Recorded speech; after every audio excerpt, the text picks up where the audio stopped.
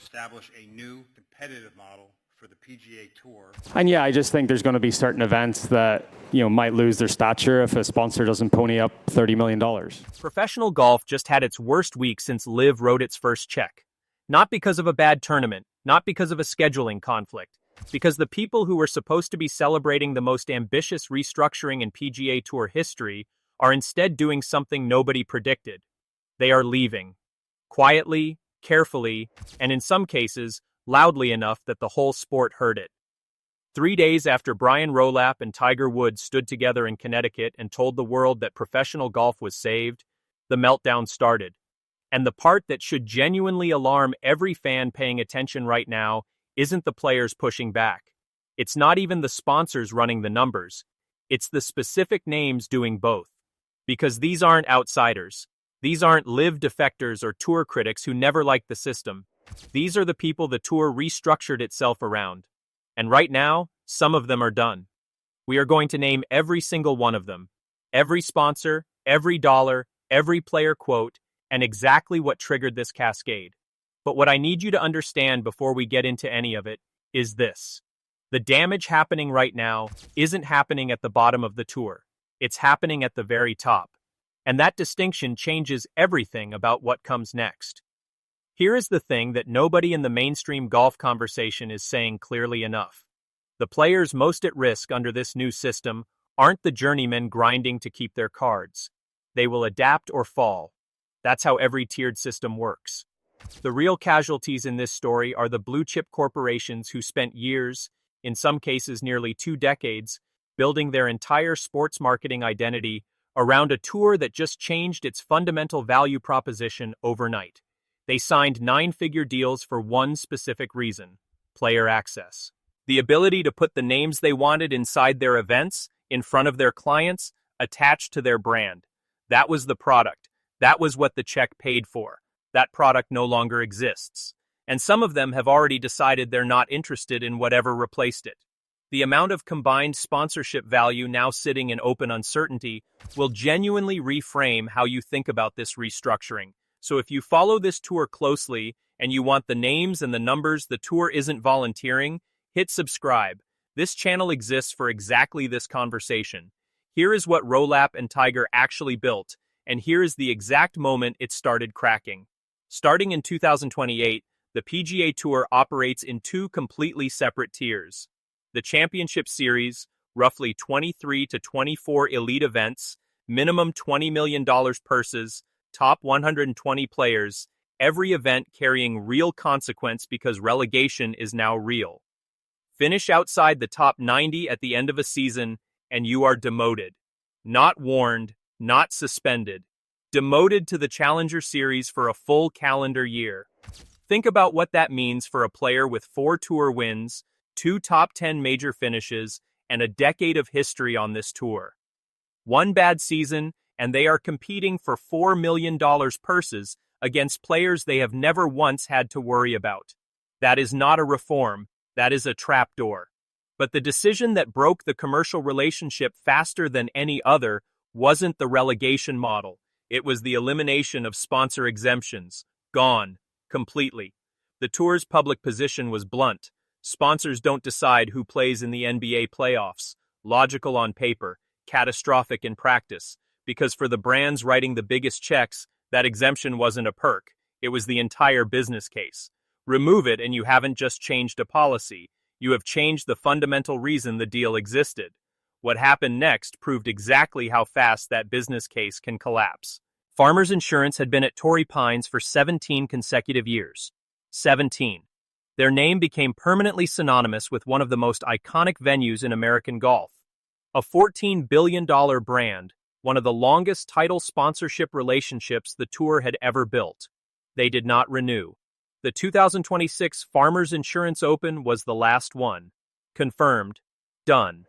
The tour will tell you this was already in motion before June 23rd. Technically, that is true. But that explanation misses the only point that actually matters. Farmers watched 2 years of internal chaos. They watched the tour restructure deals, fight LIV, quietly shift the commercial value underneath every existing partnership, and then announce a system that eliminated the one benefit their contract was built around. They ran the numbers. They walked. Century Insurance filled the slot at Torrey Pines. The tour framed that as a win. Here's the part they didn't frame. Century wasn't a premium brand chasing a marquee opportunity. Their own event in Hawaii was canceled because a water dispute made the venue unusable. Century needed somewhere to go. That is not a replacement. That is a rescue. And that distinction tells you more about the current state of tour sponsorship than any official press release ever will. Farmers leaving is serious. What is happening with FedEx is a completely different category of dangerous. FedEx has backed the tour's season-long competition since 2007. 19 years. The FedEx Cup isn't just a naming rights deal. It is the structural identity of how this tour sells an entire season to casual fans. Without it, the tour doesn't just lose a sponsor, it loses its narrative backbone. That deal expires after 2027, right in the middle of the transition into the new system. When Rolap was directly asked whether FedEx would commit to the restructured tour, he declined to confirm anything. A potential 9-figure naming rights deal sitting in public silence while the tour is actively mid-transformation is not a loose end. It is a live wire. And every other corporate partner watching this story is running the exact same internal calculation right now. If FedEx walks after 19 years, what does that tell every brand considering a long-term commitment to a tour that just rewrote its own rules? That question does not have an answer yet. The silence around it is getting louder every single week. Valspar and John Deere are facing the quieter version of the same crisis. Both events are legitimate candidates to land in the Challenger Series under the new structure, which means their purses drop from $20 million to $4 million overnight. Tracy West, who runs the Valspar Championship, said publicly they don't have a reaction yet and are patiently waiting to learn more. The John Deere tournament director told reporters they are focused on next week's event. That is not optimism. That is corporate silence while lawyers and accountants do the math behind closed doors. Rory McIlroy gave everyone the number that explains why that silence is so deliberate. He said it himself at the US Open. There are going to be certain events that might lose their stature if a sponsor doesn't pony up $30 million. $30 million. That is the new minimum buy-in for relevance inside the Championship Series world. For sponsors already in smaller markets, already questioning their return on investment, already doing business without the player access they signed up for, that number isn't a target. It is a wall most of them cannot climb. Rory McIlroy is the reigning Masters champion and the most recognizable face in professional golf. He was also one of the loudest voices demanding tour reform when LIV arrived. When Rory speaks about this tour's structure, it carries weight almost no other active player can match.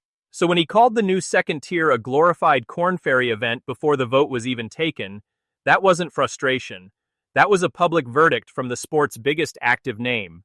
Then he went further. He said the old tour, the one everyone spent years saying needed to change, was actually pretty good. That the way the tour was before LIV came along worked pretty well. The man who spent years pushing for structural change is now on record saying the structure they replaced worked better than what they built. Sit with that for a moment. The loudest silence in this story came from someone who was in every single room where these decisions were made. Patrick Cantlay sat on the policy board, the enterprises board, and Tiger's future competition committee simultaneously. He was present for every argument, every compromise, every trade-off that shaped what got announced on June 23rd.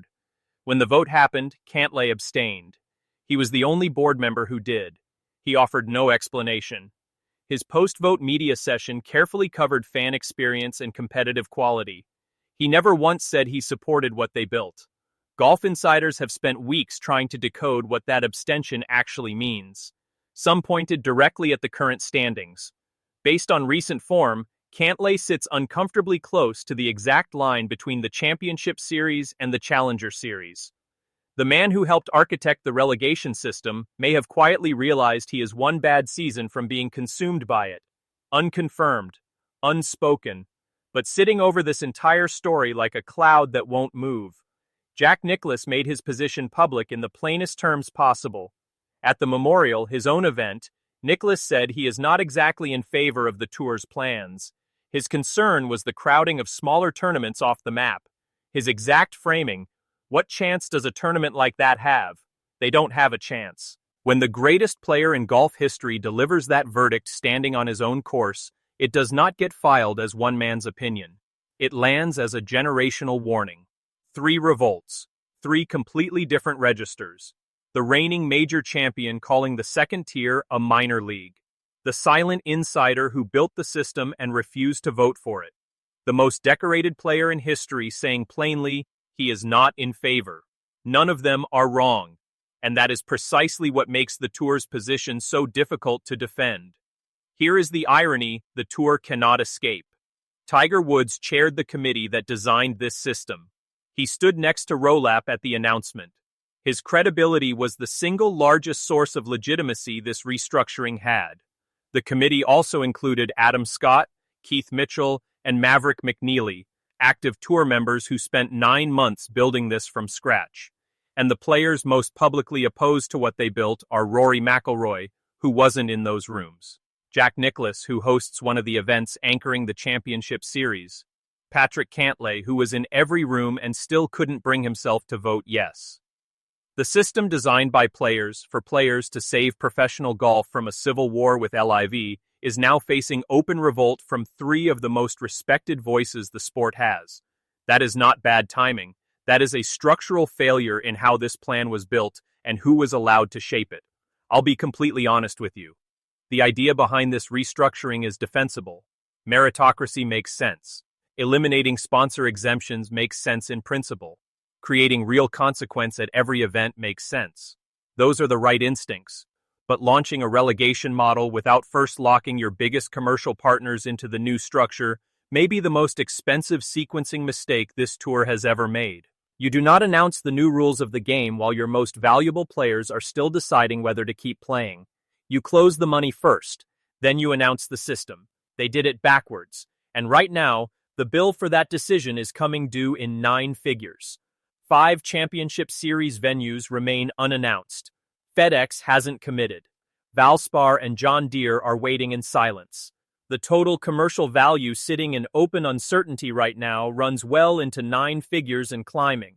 The tour built something bold, but bold ideas need financial architecture underneath them.